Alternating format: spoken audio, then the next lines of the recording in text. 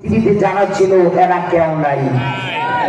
এতে বোঝা যায় আমরাও আসলে পৃথিবীতে থাকার জন্য আসি নাই। এই যে আমার ভাই বাংলাদেশের একটা গর্ব, বাংলার সূর্য সন্তান, ইনকিলাব মঞ্চের মুখপাত্র, যাকে স্মরণ না করলে আমি মনে করি আজকের এই মাহফিলে অকৃতজ্ঞ হবে।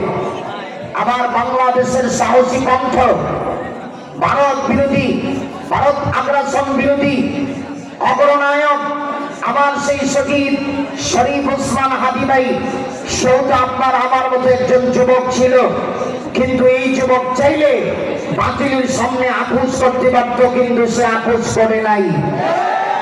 আরেকটু জোরে আওয়াজ করে বলেন ঠিক কিনা? আজকে আমার ভাই এই যে এক সপ্তাহ আগে গত বৃহস্পতিবারে আমার ভাই গুলিবিদ্ধ হয়েছিল, আজকে তার লাশ, তার মরদেহ, নিতর দেহ সিঙ্গাপুর থেকে বাংলাদেশে এসেছে। আমার মনে হয় তার জন্য, এত অল্প বয়সের একজন যুবকের জন্য বাংলাদেশের মানুষ এত কান্না করছে, এটা আমার জীবনে প্রথম দেখলাম। সেই শহীদ শরীফ ওসমান হাদি ভাই দুনিয়া থেকে চলে গেলে কি হয়েছে?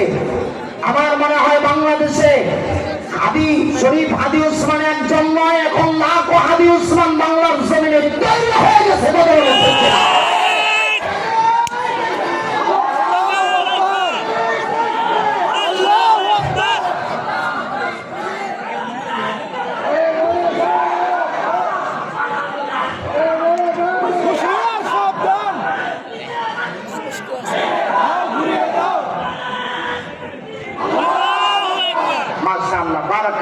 এরকম জজবাই লোক আপনাদের মাহফিলে আছে আমি আগে জানি না, কিন্তু আমার চোখে প্রচন্ড ঘুম, এখন আমি ঘুমে আছি।